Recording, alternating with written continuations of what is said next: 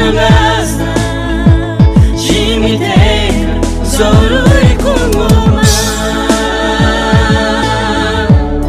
zoruri ku ngoma zoruri ku ngoma zoruri ku ngoma zoruri ku ngoma wabuzwa n'iki kugushima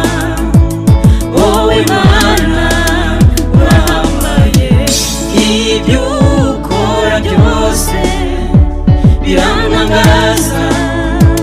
shimiteka zoruri ku ngoma twabuzwa n'iki kugushima wowe Mana urahambaye ibyo